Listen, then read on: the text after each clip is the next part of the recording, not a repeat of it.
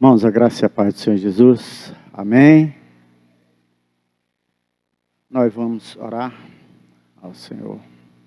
Deus, nós louvamos ao Teu nome, Te engrandecemos. Agradecemos a Ti pela nossa vida, por este dia tão especial em que Tu separas para nós servirmos. Obrigado por esta igreja, pelas vidas que militam neste local, por todas as igrejas que neste dia se levantam em Teu nome, Senhor. Deus, abençoa o Teu povo neste dia. Tudo seja feito de acordo com a Tua orientação. Teu Espírito Santo esteja ministrando junto conosco. Ó Deus, obrigado por tudo que Tu tens feito por nós, Senhor. Tu tens nos amado profundamente. Nós somos gratos a Ti. Dá-nos um dia de paz, Senhor. Tudo seja na Tua direção. Abençoa esta escola bíblica, que tenhamos proveito. Tudo que seja feito aqui, seja vindo do Teu altar, Senhor. Deus, nós queremos aprender mais de Ti. Pedimos a Tua intervenção sobre as nossas vidas, nossas mentes, nossos corações. Este dia nós estejamos totalmente liberados para Te exaltar, Senhor, para Te agradecer por todo o bem que Tu tem nos feito, Senhor. Obrigado por todas as coisas. Dá-nos um dia de paz. Nós colocamos todos nas Tuas mãos e Te agradecemos em nome de Jesus. Amém. Meus irmãos, nós estamos estudando o quê?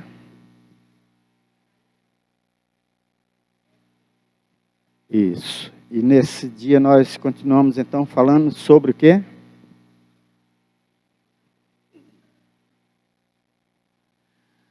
Nós estamos estudando, a nossa matéria é a análise bíblica do Antigo e do Novo Testamento.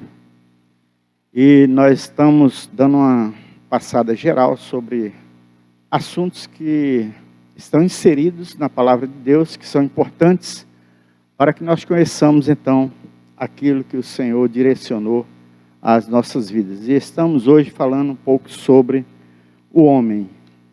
Falamos sobre Deus, sobre o Espírito Santo, sobre Jesus Cristo, sobre anjos. Hoje nós estamos dando uma passadinha, continuando o nosso assunto a respeito do homem, né? E nós estivemos falando já algumas coisas na aula passada, e vamos dar prosseguimento então, falando sobre sua natureza, a natureza do homem. A Bíblia nos informa que a natureza humana, criada à imagem de Deus, é tríplice, ou seja, triuna.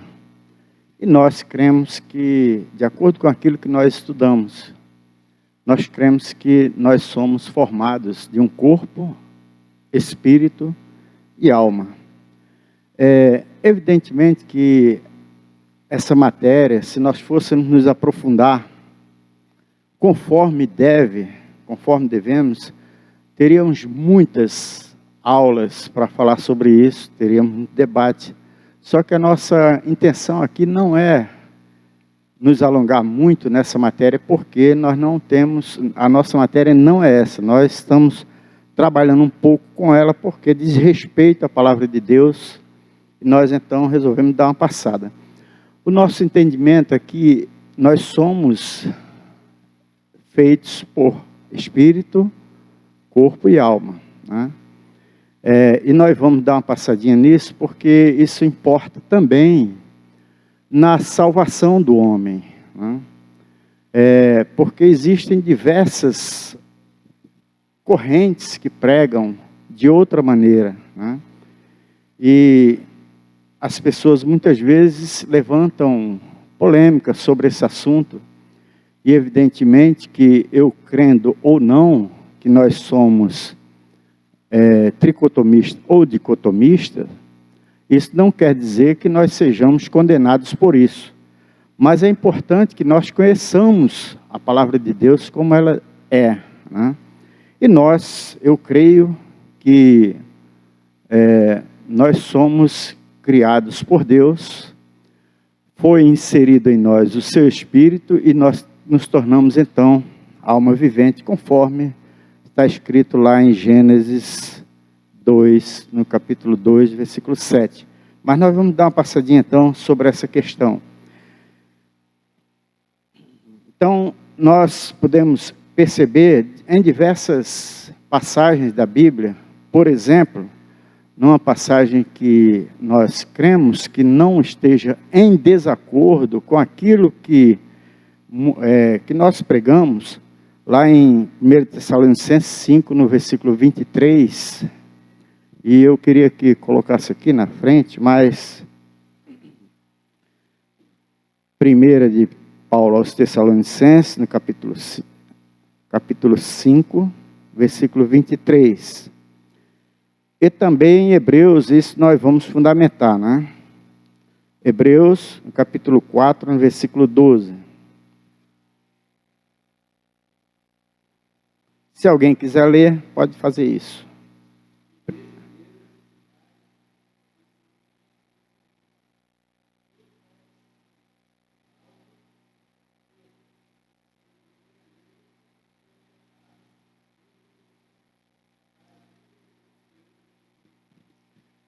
Amém. Então, o mesmo Deus de paz os santifica em tudo, né? E aqui Paulo ele está falando totalmente de uma forma aberta, né? E que o Espírito, ou seja, a prioridade vem o Espírito, a alma e o corpo de vocês sejam conservados íntegros e irrepreensíveis na vinda do nosso Senhor Jesus Cristo, ou seja, as três partes que compõem o corpo do homem, ou seja, espírito, alma e corpo. Existem diversas polêmicas a respeito disso, por exemplo, que o animal, alguém disse, mas o animal também é um ser vivente. Realmente, o animal é um ser vivente, que não tem alma. Na verdade, ele tem, o que o corpo tem, o animal tem, irmãos? Corpo, e nesse corpo tem instintos. É um ser vivente que tem instintos de preservação. No caso do homem, evidentemente, que é totalmente diferente, porque Deus, quando fez o homem, ele soprou sobre o homem o sopro de vida, né? E não foi assim com os animais. Ao constituir o homem, irmãos, existem algumas polêmicas, mas nós vamos ver, dar uma passadinha também lá em Zacarias, no capítulo 12, no versículo 1, que nós vamos ver a forma como Deus construiu o homem. Nós não estamos aqui querendo tirar a visão de ninguém, mas estamos informando aquilo que nós entendemos. Zacarias 12, no capítulo 12, no versículo 1.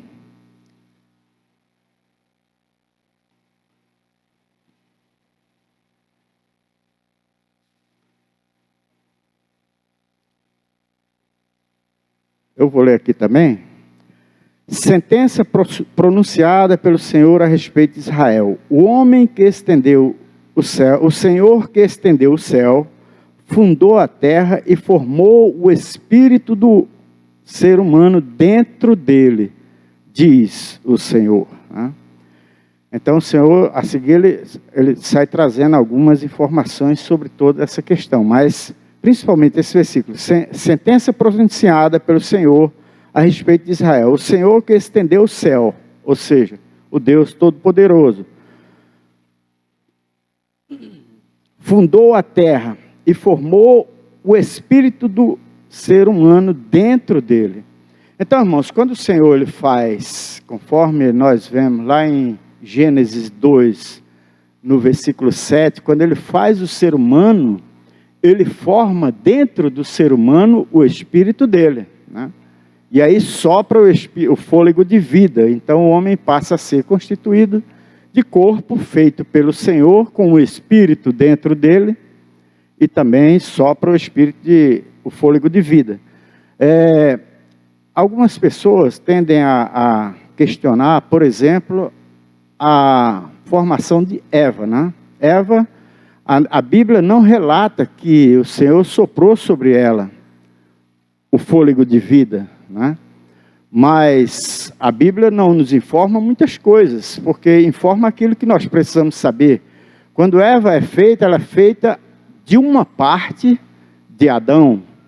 Então, evidentemente que com todas as características de Adão, o Senhor forma o corpo de Eva a partir de uma costela de Adão. E aí então eu creio que ele soprou também sobre as narinas de Eva. A Bíblia não informa isso, mas há muitas coisas que não precisamos conhecer, ou Deus não deixou para isso. Da mesma forma, irmãos, que levantam-se polêmicas. Então, a palavra de Deus, infelizmente, até hoje, quer dizer, infelizmente ou felizmente, é contestada por muitos, porém, nós não encontramos falha na palavra de Deus, né? Quando, por exemplo, muitas pessoas levantam questões a respeito da esposa de Caim, né? E que nós não vamos estudar aqui porque não temos tempo, né? Por exemplo, a sobrevivência dos animais dentro da arca de Noé durante tanto tempo, com a alimentação suficiente para todos aqueles animais, né? Como também, e aí tem uma visão maior sobre isso, dentro da própria palavra de Deus, o tempo que o povo de Israel passou lá no deserto durante 40 anos, e foram providos com tudo que precisavam, com água, com alimento, durante todo aquele tempo.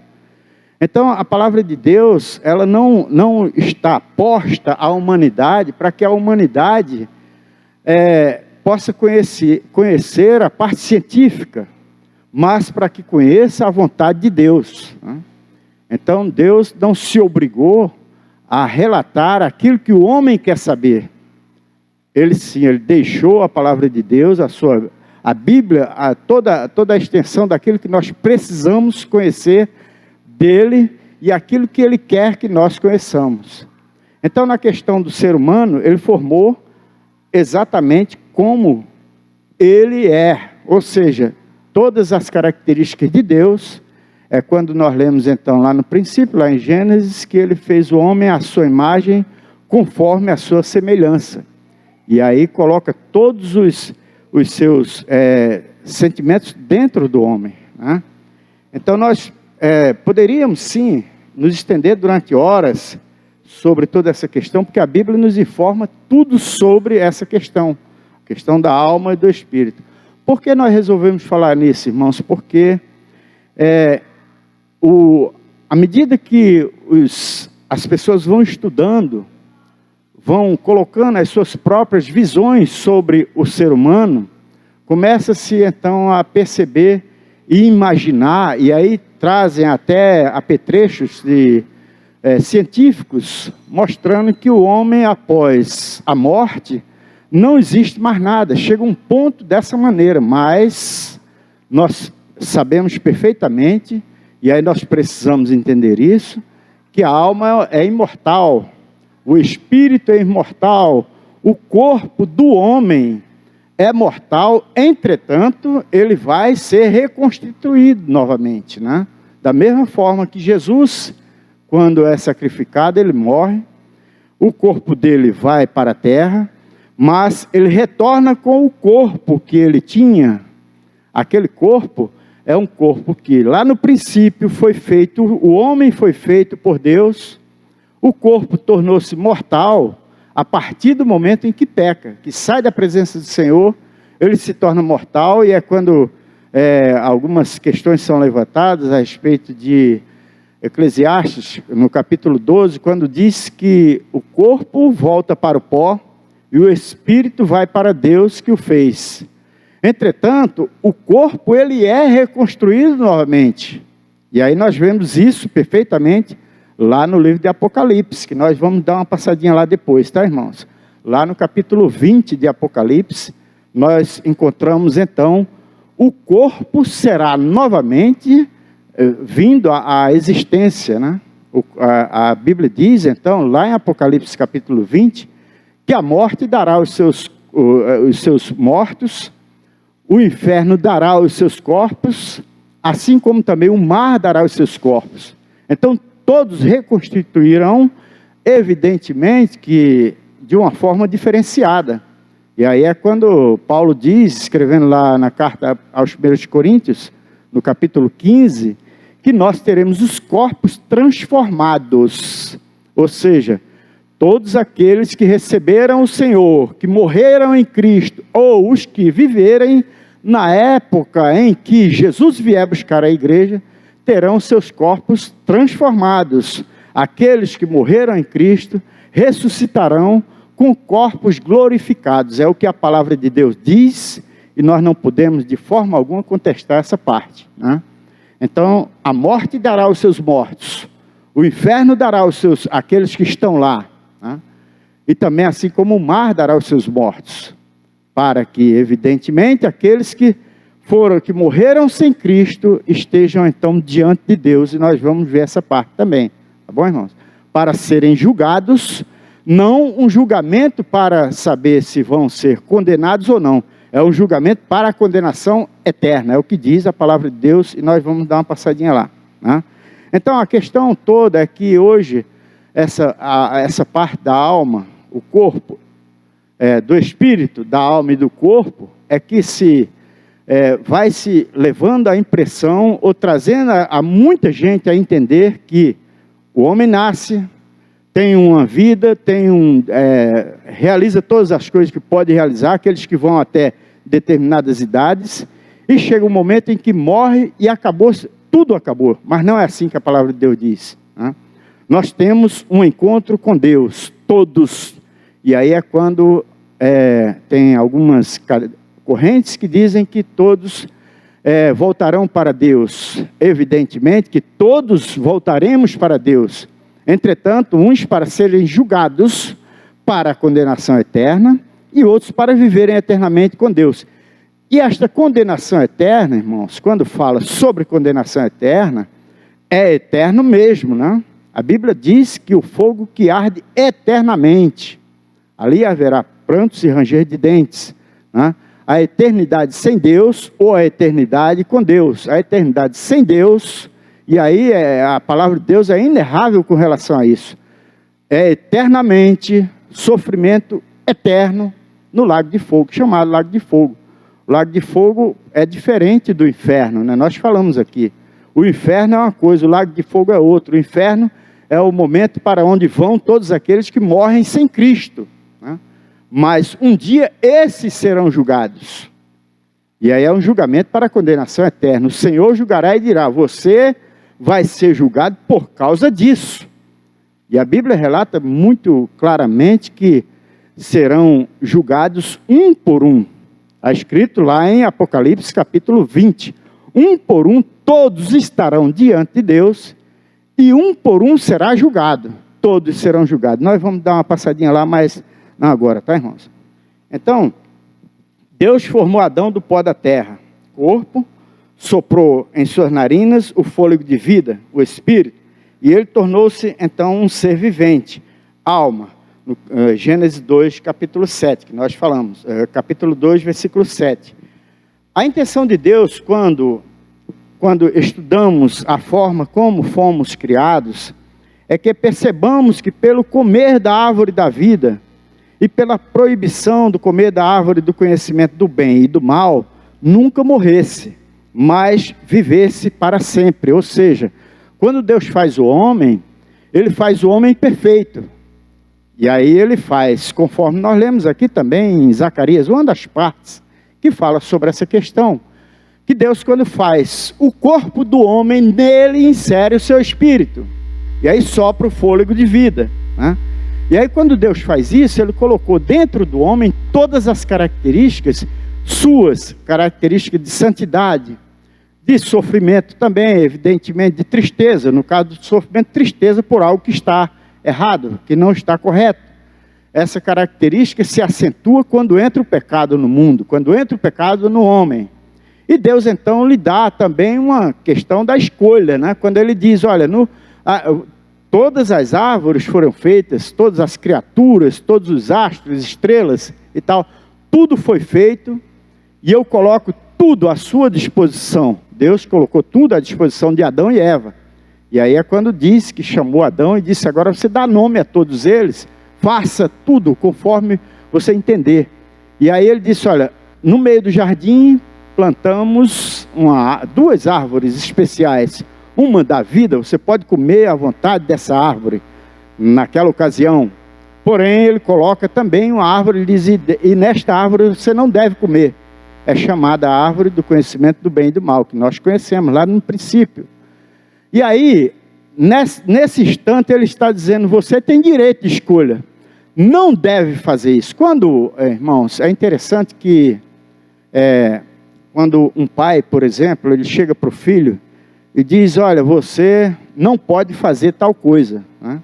Eu estou falando como exemplo, né? Você não deve fazer tal coisa.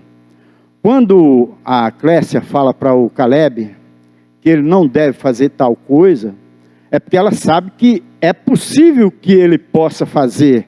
Entretanto, ele não deve fazer, porque se ele fizer, vai entrar em contradição com aquilo. Primeiro, com o que ela diz. Segundo, que ele vai correr riscos ou ter problemas porque fez daquela maneira. Né? Da mesma forma, Deus, quando coloca lá a árvore do conhecimento do bem e do mal, ele está dizendo, olha, vocês têm todas as minhas características. Vocês são santos como eu sou santo. Você tem tudo que eu tenho. Entretanto, tem algo que vocês precisam entender. Eu sou o Criador de vocês. Fui eu que fiz vocês. E há um limite entre vocês e eu. Né? Então é quando coloca lá aquela árvore que chama-se do bem e do mal. E ele diz, olha, vocês não podem comer, mas tudo vocês podem participar. Entretanto, há um limite entre vocês e eu. Então, quando Deus coloca essa árvore, Ele está dizendo, vocês podem escolher viverem eternamente comigo ou não. E é quando o homem então escolhe, e aí ele diz, então a partir de hoje, vocês perderam algo muito especial, que é a vida eterna. E é quando entra o pecado no mundo, e desde então tudo é destruído a partir daí. Né? Mas Deus tem também um plano de reestruturação do ser humano, e um dia vai acontecer. Quer dizer, Jesus já fez essa parte, né? Mas um dia nós teremos então, conforme Paulo diz, e diversas partes da palavra de Deus afirmam que nós teremos então, retomaremos aquele mesmo princípio, um corpo glorificado, um corpo santo, justo, que nunca mais terá possibilidade de pecar. E é quando então a gente, quando começa a estudar sobre por que não temos mais possibilidade de pecar. Não que Deus tirou a nossa vontade, a nossa forma de entender as coisas, mas que não existirá mais. O diabo vai estar preso lá, lançado no lago de fogo eternamente, assim como todas as entidades malignas. Então, quando nós estudamos todas essas coisas, percebemos que pelo comer da árvore da vida e pela proibição de comer da árvore do conhecimento do bem e do mal, nunca morresse, nós nunca viéssemos a morrer, mas que o homem vivesse para sempre. Aí está escrito lá em Gênesis, nós não vamos ler porque o tempo é curto, Gênesis 2, 8, 9 e 16, e Gênesis também 3, 22 e 24. Somente depois da morte entrar no mundo, como resultado do pecado humano, é que passou a haver a separação da pessoa. Em pó que volta à terra, ou seja, do homem volta, o corpo volta à terra. E do espírito que volta a Deus. Em Gênesis 3:19, está escrito também. 35 também, no Gênesis 35, 18, 19, e Eclesiastes 12, versículo 7. Podemos então concluir que a separação entre o corpo, por um lado, e o espírito e alma, por outro, é resultado do juízo divino sobre a raça humana. Ou seja, quando o homem, naquele instante, separa-se o corpo, quando ele diz, agora o pó vai voltar ao pó, né? Aí há uma separação, não há mais a mesma unidade naquele instante, ou seja, não há mais corpo, espírito, alma e corpo, não há mais espírito, alma e corpo, mas há somente espírito e alma que são fundidos. Evidentemente, irmãos, que aí entra uma outra polêmica que alguns falam, e que está escrito também, eu queria que colocasse, eu creio que todos conhecem, Hebreus 4, lá em Hebreus 4, no versículos...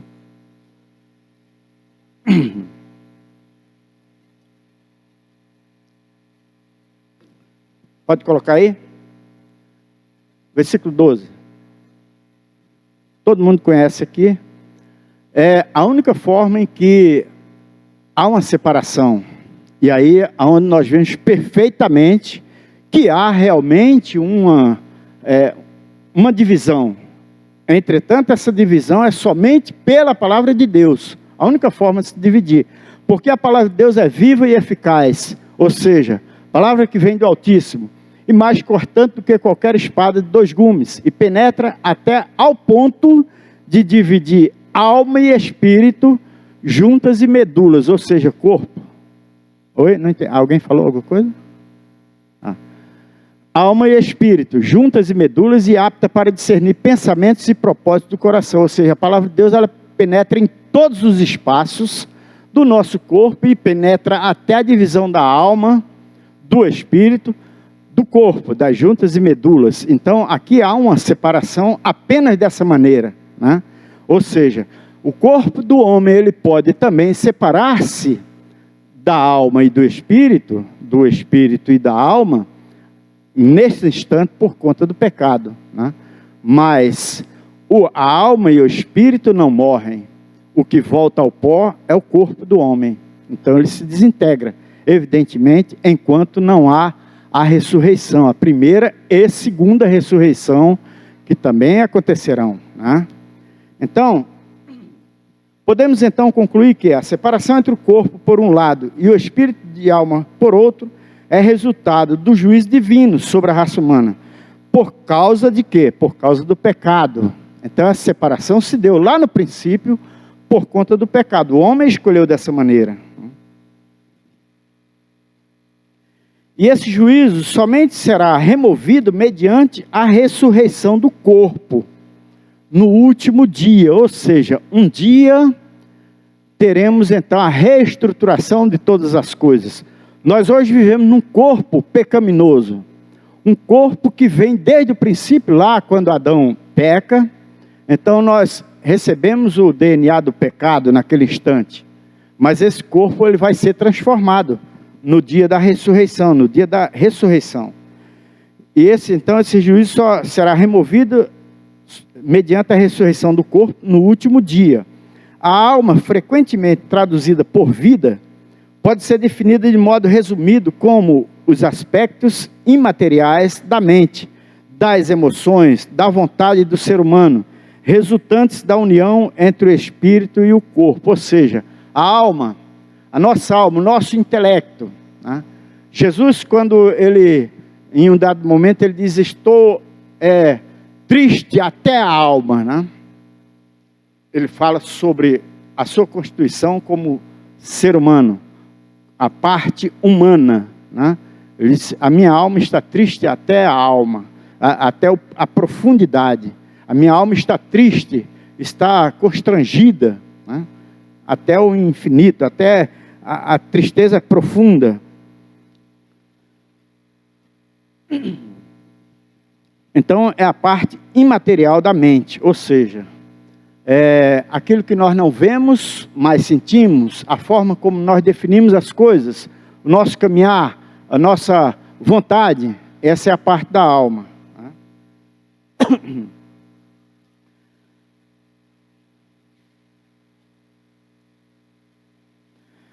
A alma, juntamente com o espírito humano, continuará a existir após a morte física da pessoa. A alma está tão ligada à natureza imaterial do ser humano, que às vezes o termo alma é usado como sinônimo de pessoa. Lá em Levíticos 7, versículo 20, não precisa colocar. Se os irmãos quiserem anotar para depois lerem. Às vezes é confundido, é usado até como sinônimo de pessoa. E tem diversas passagens. Tem, por exemplo, quando Jacó ele vai para o Egito com a sua família. Então ali está escrito 70 almas, ou seja, 70 pessoas que estavam presentes naquela ocasião. O corpo pode ser definido, em resumo, como o componente do ser humano que volta ao pó, aquele que retorna ao pó quando a pessoa morre. O espírito pode ser definido como o componente do ser humano onde, juntamente com a consciência, reside a faculdade espiritual, com as quais estabelecemos a comunhão com Deus. Ou seja, nós temos comunhão hoje com Deus, reconstituída a partir do momento em que recebemos Jesus. Então dentro de nós passa a residir o Espírito de Deus quando nós recebemos Jesus. Então, com as quais estabelecemos então essa comunhão com Deus. Desses 3 componentes que constituem a completa natureza humana, somente o espírito e a alma são indestrutíveis e sobrevivem à morte, ou seja, não morre jamais. Infelizmente, dentre os estudos que os cientistas vão fazendo e vão se aprofundando e colocando as suas formas de ver essa questão, chega-se a uma conclusão de que a alma e o espírito morrem. Quando o ser humano morre, deixa de existir.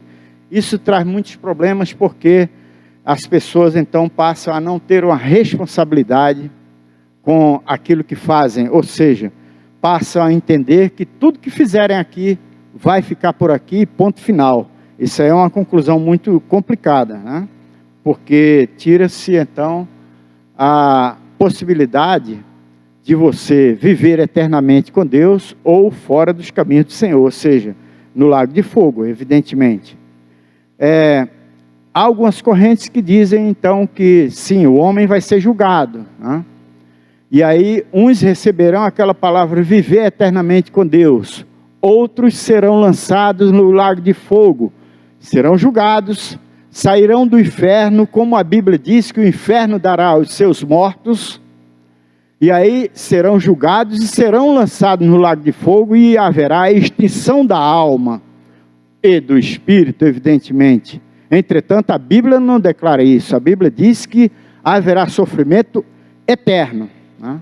E é o que nós vamos ler lá em Apocalipse. Vamos ler logo agora, porque para a gente não perder essa parte.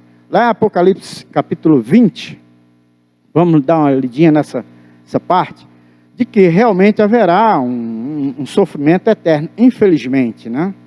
Não acabará. Apocalipse 20.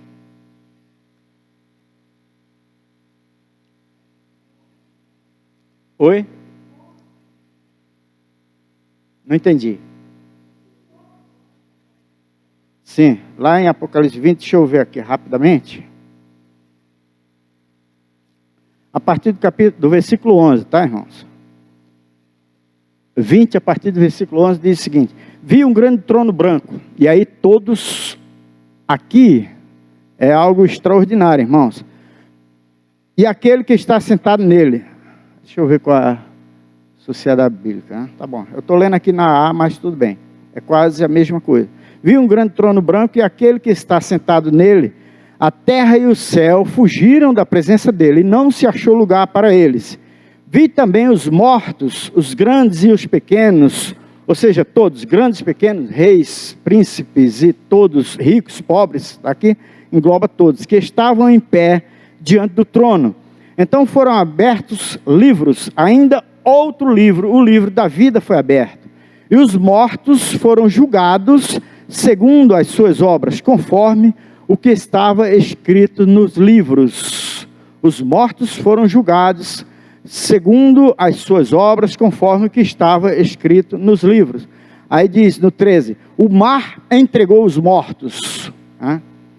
Os que nele estavam, a morte e o inferno, ou seja, todos que morreram e que estavam no inferno, né? Então, entregaram os mortos que neles havia e foram julgados, aí aqui diz, um por um. Aí alguém um dia estava dizendo, mas quanto tempo levaria esse julgamento? Irmãos, nós estamos falando num tempo espiritual, né? São segundos por esse julgamento. Foram julgados um por um, segundo as suas obras. Esta é a segunda ressurreição.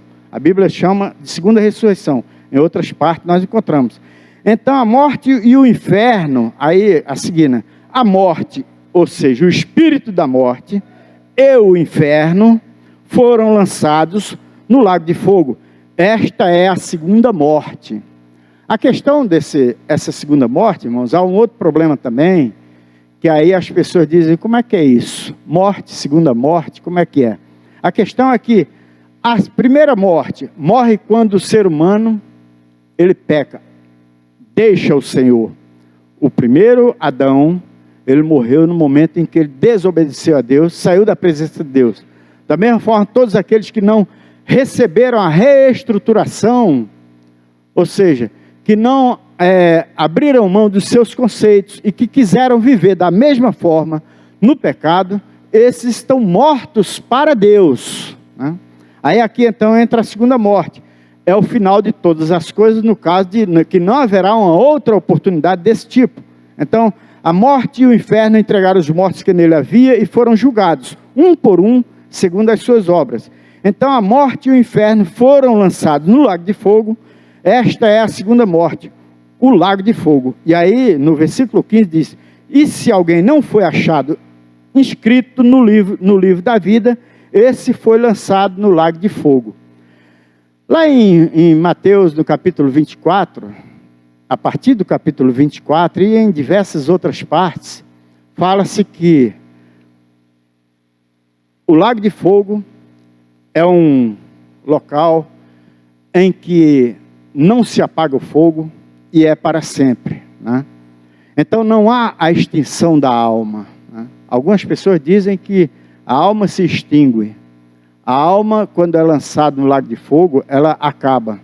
Mas quando nós vemos lá, depois da grande tribulação, que Jesus vem junto com a igreja, assim como está escrito lá em diversas partes, mas principalmente em 1 Coríntios 15, quando vem com a sua igreja, a partir do momento em que passa-se aquele momento em que a igreja está num tempo de bodas do Cordeiro, que está escrito lá em Apocalipse 19, né? Que quando retorna então, ela é retirada da terra, ou seja, Jesus vem nos ares, retira a sua igreja, nós passamos então, a igreja do Senhor passa por um momento então, um tempo, chamado as bodas do Cordeiro, que está lá no capítulo 19 de Apocalipse, e aí aqui na terra vai estar acontecendo a grande tribulação. E isto é bíblico, nós não estamos inventando, né? E aí, a partir desse momento, quando acaba-se o momento da grande tribulação, ou seja, o juízo de Deus sobre toda a raça humana, então a igreja do Senhor vem, junto com os seus anjos, para estabelecer um período chamado milênio. E aí é quando a besta, chamada besta, e o falso profeta, então, são lançados no lago de fogo, né? E aí é quando diz a Bíblia que eles inauguram esse momento. O lago de fogo é um local onde será inaugurado pela besta e o falso profeta. Eles serão lançados nesse lugar. Já o diabo, ele passa durante um tempo, o Satanás, durante o milênio, ele vai passar um tempo amarrado, preso, né? Acorrentado. E tem pessoas que dizem que essa é uma parte apenas simbólica, mas não é simbólica. Ele será realmente, a Bíblia diz em diversas partes, principalmente no livro de Apocalipse, que ele será amarrado por um tempo, e esse tempo é chamado milênio, né? E aí no final de todo esse milênio, então ele é chamado e tal, e é enviado então para o lago de fogo. E aí no final aqui diz, se alguém não foi achado, inscrito no livro da vida, esse foi lançado no lago de fogo, que é a morte eterna então. Então não haverá mais possibilidade de sair. Quando a Bíblia ensina repetidamente que enquanto o crente aqui viver, deve cuidar bem do seu corpo através da sua conservação, isento de imoralidade e de iniquidade, está lá em Romanos 6, no versículo 6, 12, 13, podemos colocar aqui, Romanos 6, versículo 6, 12, 13. Romanos 6, versículos 6, 12 e 13. Sabendo isto, que a nossa velha natureza foi crucificada com ele, ou seja, com Cristo, para que o corpo do pecado seja destruído. O corpo, esse corpo que nós temos, seja destruído, e não sejamos mais escravos do pecado, ou seja, nós um dia receberemos um corpo glorificado, e que não teremos então, não seremos mais escravos do pecado, ou seja, não teremos mais possibilidade do pecado vir sobre nós. No versículo 12 ainda desse capítulo diz, portanto não permitam que o pecado reine em seu corpo mortal, ou seja, esse corpo que nós temos é mortal. Então não permitam que o pecado reine em seu corpo mortal, fazendo com que vocês obedeçam às suas paixões. É a mesma coisa, né? Portanto, não permitam que o pecado reine em seu corpo mortal. Isso aqui na sociedade, na NA também que eu estou lendo, né? No versículo 3 diz, também não ofereçam os membros do corpo ao pecado, como instrumento de injustiça. Ou seja, está chamando a nossa atenção, a atenção de todos. O Senhor está falando aqui para crentes, mas para todos, né? Todos aqueles que conheçam, que recebam a palavra do Senhor e venham a estar na sua presença. Também não ofereçam os membros do corpo ao pecado, como instrumento de injustiça, né? Isso aí é profundo, os irmãos podem estudar sobre isso depois.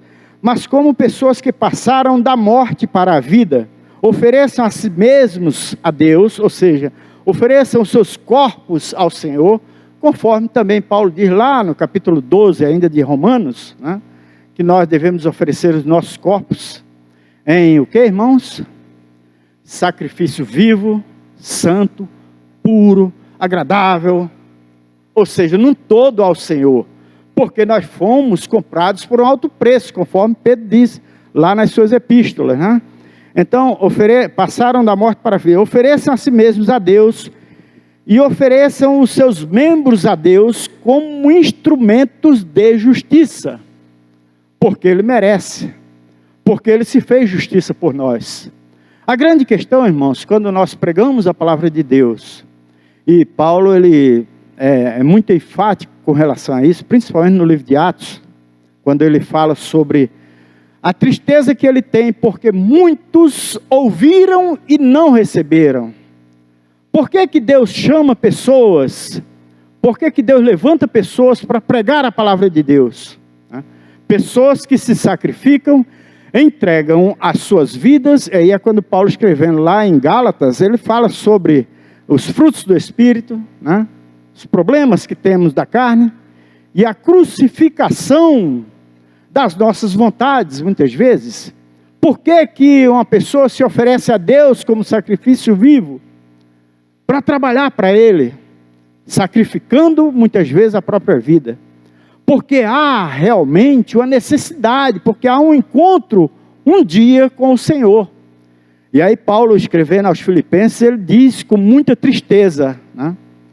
Tanto em Atos como em Filipenses, e algumas lá, quando ele, no final da sua vida, escrevendo lá a Timóteo, então ele diz, estou sendo já entregue como sacrifício a Deus, mas graças a Deus um dia, a coroa da vida vai estar sendo entregue a mim, pelo justo juiz, e não só a mim, mas a todos quantos receberam, quantos entenderam, quantos viveram na sua presença, resolveram entregar os seus corpos como sacrifício a Deus. Então ele diz, a minha alma se constrange, e aí ele diz, eu choro por isso. Em diversas partes, Paulo fala que sofre e chora, porque muitos não receberam, né? Por que que muitas vezes alguém se decide a ir lá para uma tribo de índios? Eu não estou falando porque todo mundo, infelizmente, quer dizer todo mundo, mas muitos quando dizem eu vou ser um missionário, eu vou para a África, né? Mas há muitos lugares por aqui, até aqui na mina, né? Lugar difícil, terrível de se pregar o Evangelho, por conta de dificuldades logísticas e uma série de outras dificuldades, né? Aqui na Chatuba, aqui no nosso meio, no meio intelectual, né? Hoje, infelizmente, no meio intelectual é muito difícil se pregar o Evangelho, porque as pessoas aprenderam que acham, entendem que afrontar a Deus não tem nenhum problema, né? Então Paulo ele diz, chorando ele leva a palavra de Deus, né? Chorando, com lágrimas, né? Ele escrevendo lá aos Filipenses, ele fala isso, né? Com lágrimas, por conta da não aceitação, por conta do entendimento próprio do homem que vem dos problemas da carne. Quando ele fala lá aos Gálatas, né? Dos frutos do Espírito e dos problemas lá da carne. Então, também não ofereçam os membros do corpo ao pecado como instrumentos de injustiça, mas como pessoas que passaram da morte para a vida. Ofereçam a si mesmos a Deus e ofereçam os seus membros a Deus como instrumentos de justiça, né? Então, por que que nós abrimos mão muitas vezes do nosso sono, por exemplo, né? Quantos vão desistindo do trabalho do Senhor? Porque chega um ponto em que estudam tanto ou veem tantas coisas, as facilidades da vida, e vão esquecendo de dar uma prioridade a Deus. E essa prioridade é o quê? Não, por exemplo, o pastor Moisés está aqui ensinando, né? Mas eu não preciso ensinar, eu vou apenas aprender. Então, se eu for ou não for, se eu aprender ou não, está tudo certo, né? Então as pessoas, muitos estão agindo dessa maneira, né? Quantos estão fugindo da presença do Senhor porque é difícil, né? Porque acham que se não estiver na presença do Senhor, vão se acostumando. E não, tudo bem, eu sou salvo e acabou, ponto final. Sabem quantas pessoas estão morrendo por conta da falta de um testemunho vivo nosso, né? Muita gente, né? Quantas pessoas eu poderia influenciar ou trabalhar, conhecendo a palavra de Deus, como ela é, né? Os propósitos de Deus, para a minha vida, para a sua vida. Quando o Senhor diz lá em Gênesis, no capítulo 2, crescei e multiplicai, povoai a terra. Ele estava dizendo multiplicai, não de uma forma qualquer, né? Mas trabalhando com outras pessoas, mostrando por quê. Por que da minha fé? As pessoas que me perguntam por que eu sou cristão, eu preciso conhecer a palavra de Deus. E hoje, a palavra de Deus está sendo entregue gratuitamente, né? Paulo diz, porque pela graça sois salvos, por meio da fé. Não é só pela graça, mas a graça foi derramada sobre todos, mas eu preciso tomá-la pela fé, crer, entender, receber e continuar nela. E muitos precisam receber. E quantos estão deixando de receber por conta de muitos que começam e dizem, eu não preciso mais fazer isso, né? Hoje o dia está frio, né? Muito frio, né? E está chovendo. É preciso ter um pouquinho de vontade, né? Mas quando eu trabalhava, eu quero dizer para os irmãos que trabalhei mais ou menos 40 anos, e eu creio que no máximo 5 ou 6 vezes eu deixei de ir para o meu trabalho, né? E os últimos 10 anos do meu trabalho, eu saía 4h30, 5 horas da manhã de casa, todos os dias, de segunda a sexta. Isso me causava dor, claro que me causava, porque eu tinha outras coisas mais para fazer, né? E eu precisava levantar. Por quê? Se eu faltasse, iria acarretar em prejuízos materiais, né? Mas eu ia, então, por conta disso. Mas hoje, a graça do Senhor tem se derramado sobre a sua igreja, e nós fazemos escolhas, né? Quem se sacrifica em vir aqui de manhã, 9 da manhã, né, para ouvir a palavra de Deus? Quem se sacrifica para ser trabalhado, para ouvir e ensinar? Não, se eu não for, vai acontecer da mesma forma. Hoje nós temos todas as classes funcionando, menos algumas porque não tem professor, porque os professores estão com alguns com problemas, evidentemente, outros talvez com frio, outros talvez porque escolheram, porque se eu não for, Deus é Deus a si mesmo, claro que é, né? Deus continua sendo Deus. Se todos abandonarem a Ele, Ele continua sendo Ele, Deus, e Ele tem os anjos que glorificam todos os dias a Ele. Todos os momentos tem anjos, arcanjos, querubins, serafins, todos ministrando a Ele. Então Deus não depende de mim, mas nós, irmãos, dependemos de Deus, né? Nós dependemos de Deus, da misericórdia de Deus. Então Paulo aqui, ele está ensinando em toda essa carta aos Romanos, é algo extraordinário, né? Ele diz que todos pecaram, todos pecaram e se afastaram de Deus. Mas ele diz que Deus se entregou a si mesmo. Escrevendo lá, Tito, ele diz, o Senhor se entregou a si mesmo por nós, para nos fazer um povo seu, agradável, realizador de boas obras. Lá em Tito 2,14 ele diz isso, Paulo escrevendo a Tito, né? Então, irmãos, é um estudo que nós não somos obrigados a receber, mas precisamos dele, para entendermos o que somos, como nós somos, o que devemos fazer diante de Deus, o homem, como foi feito, como foi formado, o que devemos fazer para Deus, como devemos estar na sua presença. 1 Coríntios 6, 13 e 20. 1 de Paulo aos Coríntios 6, nós vamos ler também essa parte.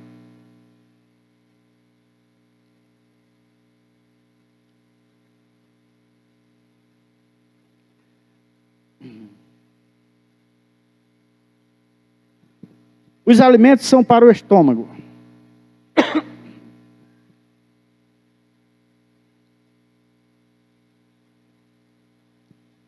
Seis, 1 Coríntios 6, de 13. 13. Sim. Os alimentos são para o estômago, e o estômago existe para os alimentos, mas Deus destruirá tanto o estômago quanto os alimentos. Porém, o corpo não é para a imoralidade, mas para o Senhor, e o Senhor para o corpo. Deus ressuscitou o Senhor e também nos ressuscitou pelo seu poder. Ressuscitou Jesus Cristo e também nos ressuscitou pelo poder da sua palavra. Vocês não sabem que o corpo de cada um de vocês é membro de Cristo? E será que eu tomaria os membros de Cristo e os faria membros de uma prostituta? De modo nenhum. Ou não sabem que os homens que se unem o homem que se une à prostituta forma um só corpo com ela? Porque como se diz, os dois se tornarão uma só carne. Mas aquele que se une ao Senhor é um só espírito com ele. Fujam da imoralidade sexual. Qualquer outro pecado que uma pessoa cometer é fora do corpo. Mas aquele que pratica imoralidade sexual peca contra o próprio corpo. Será que vocês não sabem que o corpo de vocês é santuário do Espírito Santo, que está em vocês, e que vocês receberam de Deus, e que vocês não pertencem a vocês mesmos? Porque vocês foram comprados por preço. Agora, pois, glorifiquem a Deus no corpo de vocês. Aqui tem uma orientação fundamental para nossas vidas, para o nosso viver diário, né? Então, toda a Bíblia, nós estamos estudando e vamos entrar na análise dessas palavras futuramente. Ela foi escrita, foi deixada para que nós possamos entender como nós devemos viver. A nossa vida, o nosso relacionamento com Deus, né? Então é por isso que nós precisamos ouvir, estudar, ler, e não só ouvir, mas ler, praticar aquilo que está escrito, estudando a palavra de Deus. A palavra de Deus, ela se completa, nós vamos ver isso aí. Quanto ao corpo, a Bíblia ensina repetidamente que enquanto o crente aqui viver, deve cuidar bem do seu corpo, através da sua conservação, isento de imoralidade e de iniquidade. Romanos 6, 12 e 13. Nós não vamos ler essa parte, que nós já fizemos isso. E da sua dedicação ao serviço de Deus. Romanos 12, 1. O corpo dos salvos será transformado no dia da ressurreição. Quando então, aí nós vemos a primeira, essa ressurreição que nós estávamos falando, quando então a sua redenção estará completa, isto é, para os que estão em Cristo Jesus. A Bíblia diz que então estaremos eternamente com o Senhor, ou seja, nós estaremos, no momento do arrebatamento da igreja, a partir de então nós estaremos eternamente com o Senhor, viremos com Ele nas nuvens e tal, né? Para os que estão em Cristo Jesus. As responsabilidades do ser humano, quando Deus criou, Ele lhes confiou várias responsabilidades. Ou seja, quais foram as responsabilidades que Deus nos confiou? Deus o criou à sua própria imagem, a fim de poder manter comunhão com Ele, e para que Ele o glorificasse como Senhor. Deus desejava de tal maneira que o ser humano o amasse, glorificasse e vivesse em santidade e justiça diante dele, que quando Satanás induziu Adão e Eva à rebelião e desobediência a Deus, o Senhor prometeu que enviaria um Salvador, a fim de redimir o mundo. Está escrito lá em Gênesis 3,15, todos conhecem, né? Era a vontade de Deus que o ser humano o amasse, que nós amássemos a Ele, acima de tudo, e amasse o seu próximo como a si mesmo. Esse duplo mandamento resume a totalidade da lei de Deus. Deuteronômio 6, 4 e 5. Nós vamos ler, tá, irmãos? Deuteronômio 6, 4 e 5. 6. Diz o seguinte: escuta, Israel, o Senhor, nosso Deus, é o único Deus. Portanto, ame o Senhor, seu Deus, de todo o seu coração, de toda a sua alma e com toda a sua força. Está também lá em Levítico 19, 18, nós não vamos ler. A seguir, o Senhor institui o casamento. Lá em Gênesis, capítulo 2, versículo 21 a 24. Nós não vamos ler também. Deus vê a família cristã e a criação de filhos sob a convivência salutar doméstica como uma alta prioridade no mundo. Deus também ordena a Adão e seus descendentes que deveriam sujeitar a terra. Ou seja, tudo estava posto e entregue a Adão para que ele tomasse conta e administrasse. Então Deus colocou tudo nas suas mãos, no momento em que ele era santo. Ao homem ainda, no jardim do Éden, foi dada a incumbência de cuidar do jardim e dar nome aos animais. A principal tarefa que o Senhor ordena ao homem após o pecado é transmitir a mensagem do amor redentor. Todos aqueles que o conhecem, o Espírito os impulsiona a serem testemunhas de Cristo e sua salvação até os confins da terra. Ou seja,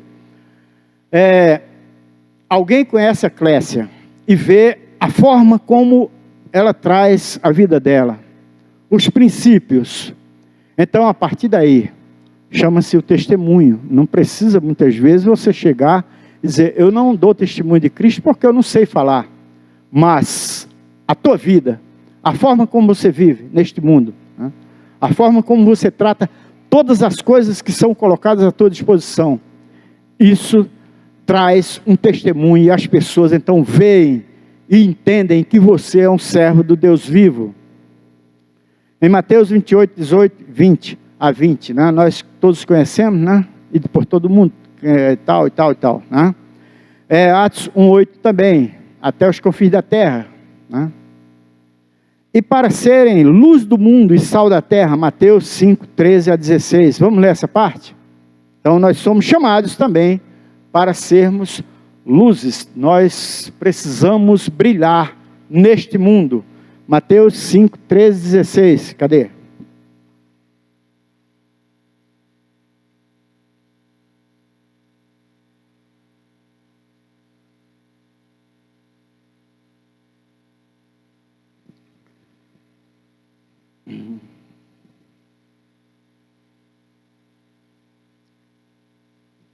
Por isso falo com eles por meio de parábolas, porque vendo não veem, e ouvindo não ouvem, nem entendem. Assim neles se cumpre a profecia de Isaías.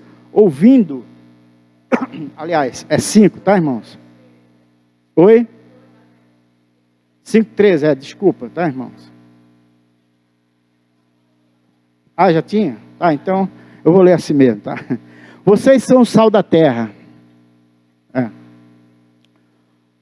Ora, se o sal vier a ser insípido, como lhe restaurar o sabor?